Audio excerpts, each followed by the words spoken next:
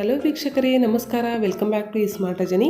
ಇವತ್ತಿನ ವಿಡಿಯೋದಲ್ಲಿ ಅವಲಕ್ಕಿ ಕೇಸರಿ ಬಾತ್ ಹೇಗೆ ಮಾಡೋದು ಅಂತ ತೋರಿಸ್ತಾ ಇದ್ದೀನಿ. 2 ಸ್ಪೂನ್ ತುಪ್ಪ ಇದ್ದರೆ ಸಾಕು, ಕ್ವಿಕ್ಕಾಗಿ 10 ಮಿನಿಟ್ಸಲ್ಲೇ ಇದನ್ನು ಮಾಡ್ಬೋದು.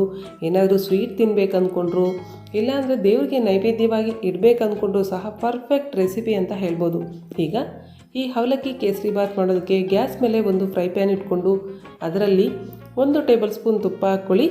ತುಪ್ಪ ಮೆಲ್ಟ್ ಆದಮೇಲೆ ಬಾದಾಮಿ, ಗೋಡಂಬಿ ಮತ್ತು ಒಣದ್ರಾಕ್ಷಿ ಹಾಕಿ ಕಲರ್ ಚೇಂಜ್ ಆಗೋವರೆಗೂ ಹುರ್ಕೋಬೇಕು. ಈ ರೀತಿ ಕಲರ್ ಚೇಂಜ್ ಆದಮೇಲೆ ಇದನ್ನು ತೆಗೆದು ಒಂದು ಪ್ಲೇಟಲ್ಲಿ ಹಾಕಿ ಸೈಡ್ಗೆ ಎತ್ತಿಡಿ. ಈಗ ಇದೇ ಪ್ಯಾನ್ಗೆ 1 ಕಪ್ಪು ಅವಲಕ್ಕಿ ತೊಗೊಂಡಿದ್ದೀನಿ. ಈ ಅವಲಕ್ಕಿನೂ ಸಹ ಹುರ್ಕೋಬೇಕು. ಮೀಡಿಯಮ್ ಫ್ಲೇಮಲ್ಲಿ 2 ನಿಮಿಷ ಹುರ್ಕೊಳ್ಳಿ. ಸ್ವಲ್ಪ ಕಲರ್ ಚೇಂಜ್ ಆಗುವವರೆಗೂ ಇದನ್ನು ಯಾವುದೇ ಕಾರಣಕ್ಕೂ ಐ ಫ್ಲೇಮಲ್ಲಿ ಇಟ್ಕೊಂಡು ಹುರ್ಕೊಳ್ಳೋಕೆ ಹೋಗ್ಬೇಡಿ. ಜಾಸ್ತಿ ಬ್ಲ್ಯಾಕ್ ಆಗಬಾರ್ದು, ಚೆನ್ನಾಗಿರೋದಿಲ್ಲ ಕೇಸರಿ ಬಾತ್. ಈಗ ಇದೇ ಪ್ಯಾನ್ಗೆ 2 ಕಪ್ಪು ನೀರನ್ನು ಹಾಕಿ ಮುಚ್ಚಳ ಮುಚ್ಚಿ ಇದು ನೀರು ಕುದಿಯೋದಕ್ಕೆ ಬಿಡಬೇಕು. ನೀರು ಕುದಿಯೋದಕ್ಕೆ ಸ್ಟಾರ್ಟ್ ಆದಮೇಲೆ ಫ್ರೈ ಮಾಡಿಟ್ಕೊಂಡಿರುವಂತಹ ಅವಲಕ್ಕಿ ಹಾಕಿ ಒಂದು ಸತಿ ಮಿಕ್ಸ್ ಮಾಡಿ ಮುಚ್ಚಳ ಮುಚ್ಚಿ ಮತ್ತೆ 2 ರಿಂದ 3 ನಿಮಿಷ ಇದನ್ನು ಬೇಯಿಸ್ಕೋಬೇಕು.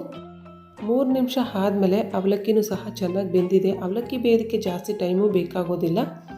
ಈಗ ಇದರಲ್ಲಿ 1/4 ಸ್ಪೂನು ಏಲಕ್ಕಿ ಪೌಡರು, 1 ಸ್ಪೂನು ಪಿಸ್ತಾ ಹಾಕ್ತಾಯಿದ್ದೀನಿ. ಪಿಸ್ತಾ ಈಗಲೇ ಹಾಕೋದ್ರಿಂದ ಇದರಲ್ಲಿ ಚೆನ್ನಾಗಿ ಬೇಯುತ್ತೆ, ಟೇಸ್ಟ್ ಕೂಡ ತುಂಬ ಚೆನ್ನಾಗಿರುತ್ತೆ.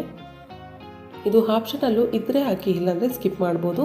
ಈಗ ಇದರಲ್ಲಿ 1/2 ಕಪ್ಪು ಸಕ್ಕರೆ ಹಾಕ್ತಾಯಿದ್ದೀನಿ. ಸಕ್ಕರೆ ಹಾಕಿದ ತಕ್ಷಣ ಸ್ವಲ್ಪ ಲೂಸ್ ಆದಂಗೆ ಕಾಣಿಸುತ್ತೆ, ಏನು ತೊಂದರೆ ಇಲ್ಲ. ಆನಂತರ ಗಟ್ಟಿ ಬರುತ್ತೆ. ಲೋ ಫ್ಲೇಮಲ್ಲಿ ಇಟ್ಕೊಂಡಿರಬೇಕು ಈಗ, ಯಾಕಂದರೆ ಸಕ್ಕರೆ ಹಾಕಿದ ಸ್ವಲ್ಪ ಗಟ್ಟಿ ಆಗೋದು ಸ್ಟಾರ್ಟ್ ಆಗುತ್ತೆ.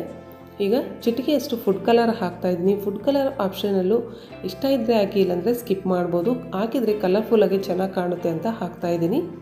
ಈಗ ಈ ರೀತಿ ಕಂಟಿನ್ಯೂಸ್ ಆಗಿ ಮಿಕ್ಸ್ ಮಾಡ್ತಾ 1 ನಿಮಿಷ ಲೋ ಫ್ಲೇಮಲ್ಲಿ ಇದನ್ನು ಬೇಯಿಸ್ಕೊಳ್ಳಿ. ಆನಂತರ ಇದರಲ್ಲಿ ಫ್ರೈ ಮಾಡಿಟ್ಕೊಂಡಿರುವಂತಹ ಡ್ರೈ ಫ್ರೂಟ್ಸ್ ಹಾಕಿ ಮಿಕ್ಸ್ ಮಾಡಿ. ಡ್ರೈ ಫ್ರೂಟ್ಸ್ ಇದೇ ಹಾಕಬೇಕು ಅನ್ನೋದೇನಿಲ್ಲ, ಮನೇಲಿ ಏನಿದೆಯೋ ಅದನ್ನೇ ಹಾಕಿ ಚೆನ್ನಾಗಾಗುತ್ತೆ. ಕೊನೆಯಲ್ಲಿ 1 ಸ್ಪೂನ್ ತುಪ್ಪ ಹಾಕಿ ಚೆನ್ನಾಗಿ ಮಿಕ್ಸ್ ಮಾಡಿ. ಕೊನೆಯಲ್ಲಿ ತುಪ್ಪ ಹಾಕೋದ್ರಿಂದ ಟೇಸ್ಟ್ ಆದರೂ ಟೆಕ್ಸ್ಚರ್ ಆದರೂ ಎಕ್ಸಲೆಂಟಾಗಿರುತ್ತೆ. 1 ಸ್ಪೂನ್ ತುಪ್ಪ ಇದ್ದರೂ ಸಹ ಇದನ್ನು ಮಾಡ್ಕೋಬೋದು. ಈ ಕನ್ಸಿಸ್ಟೆನ್ಸಿ ಇರಬೇಕಾದ್ರೇ ಗ್ಯಾಸ್ ಫ್ಲೇಮ್ನ ಆಫ್ ಮಾಡಿ. ಈಗ ಇದನ್ನು ಒಂದು ಸರ್ವಿಂಗ್ ಬೌಲ್ಗೆ ಸರ್ವ್ ಮಾಡ್ತಾ ಇದ್ದೀನಿ.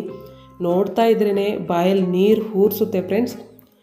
ಏನಾದರೂ ತಿನ್ಬೇಕು ಅಂದ್ಕೊಂಡಾಗ ಕ್ವಿಕ್ಕಾಗಿ ಮಾಡ್ಬೋದು. ಅಷ್ಟೇ ಅಲ್ಲದೆ ದೇವರ ನೈವೇದ್ಯಕ್ಕೂ ಸಹ ನೀವು ಇದನ್ನು ಇಡ್ಬೋದು. ಸೊ ಈ ರೆಸಿಪಿ ಇಷ್ಟ ಆದರೆ ತಪ್ಪದೆ ಲೈಕ್ ಮಾಡಿ, ನಿಮ್ಮ ಫ್ರೆಂಡ್ಸ್ ಆ್ಯಂಡ್ ಫ್ಯಾಮಿಲಿ ಮೆಂಬರ್ಸ್ಗೂ ಸಹ ಶೇರ್ ಮಾಡಿ. ಇಂತಹ ಮತ್ತಷ್ಟು ಈಸಿ ಆ್ಯಂಡ್ ಕ್ವಿಕ್ ರೆಸಿಪೀಸ್ಗಾಗಿ ismart ರಜನಿ ಚಾನಲ್ನ ಸಬ್ಸ್ಕ್ರೈಬ್ ಮಾಡ್ಕೊಳ್ಳಿ. Thank you for watching. Thank you for supporting me. Thank you all.